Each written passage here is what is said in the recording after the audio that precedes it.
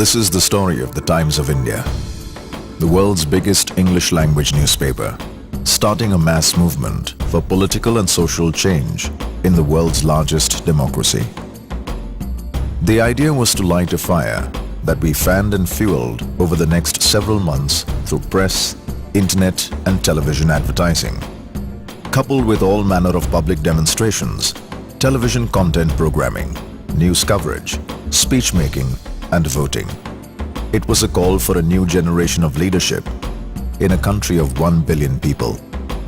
It all began with us writing the front page of the Times of India on the 1st of January 2007 to mark the dawn of India's 60th year of independence. Before it went to print, the ad was shown to Amitabh Bachchan, legendary film icon and perhaps the most famous Indian alive, who was inspired enough to read it out on national television that day. I read the piece and I felt that it was very inspirational, very uplifting for the country. There are two Indias in this country. One India is training at the leash, eager to spring forth and live up to all the adjectives that the world has been recently showering upon us. The other India is the leash. One India says, give me a chance and I'll prove myself. The other India says, prove yourself first and maybe then you'll have a chance. One India lives in the optimism of our hearts. The other India lurks in the skepticism of our minds. One India wants.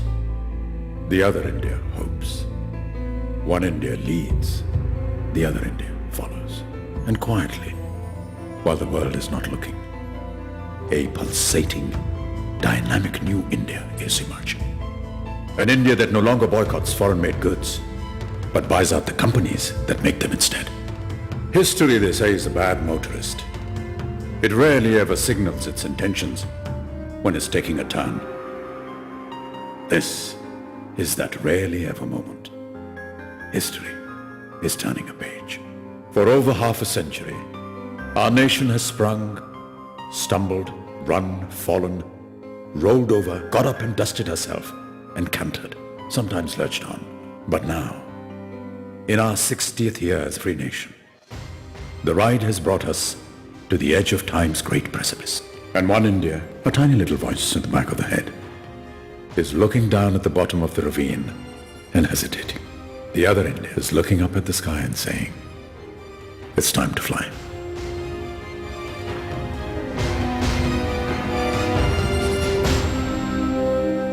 Almost overnight, this single ad was downloaded millions of times, triggering off a massive public debate that spilled out onto the streets and in mainstream media, gathering momentum and arousing opinions along the way. So overwhelming was the feedback that we simply had to harness the simmering undercurrent into a nationwide call for action. It was time to launch the next phase of the Times of India campaign and empower normal citizens to stop talking about issues and start doing something about them instead. Politicians are not the only agency through which we can want change. All citizens in a democracy become active participants, not passive recipients of what the politicians do. Lead India was a clarion call for the next generation of political leaders to pick up the reins of the world's largest democracy. And to launch it, we wrote the front page of the Times of India once again. But this time, the box office mogul of the Indian film industry, Shah Rukh Khan, stepped up to the cause on India's Independence Day. How are we going to turn a land of philosophers into a nation of doers? Are we going to keep thinking about what we should be doing or do something about what we are thinking? Are we going to simply shrug our shoulders and blame our infrastructure, our bureaucracy and our political system? Or are we going to roll up our sleeves, get up and actually do something about it?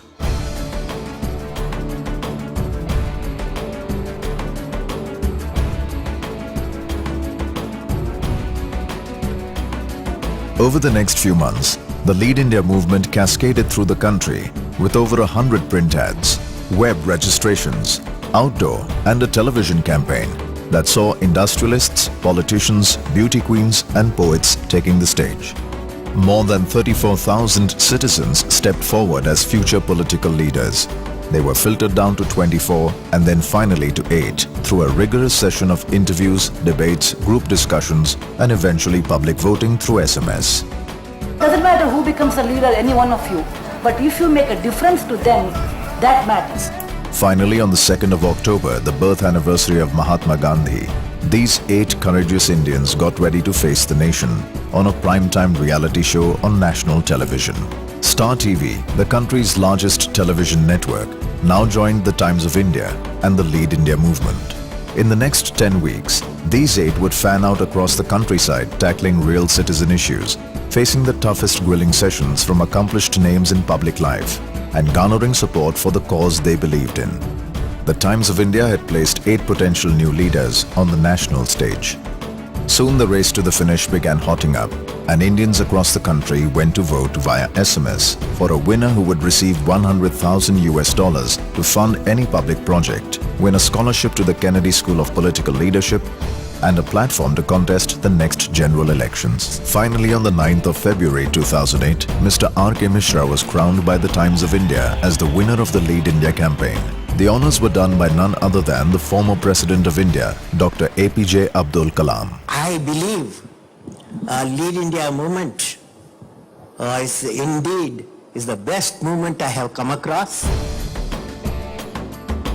And so, a campaign that started as one single ad for a newspaper ended up championing the cause for change and fresh leadership in a democracy that's 4 times the size of the USA. Today, all 8 candidates have taken the stage in public life, and the Times of India may have well helped unearth the country's next Prime Minister.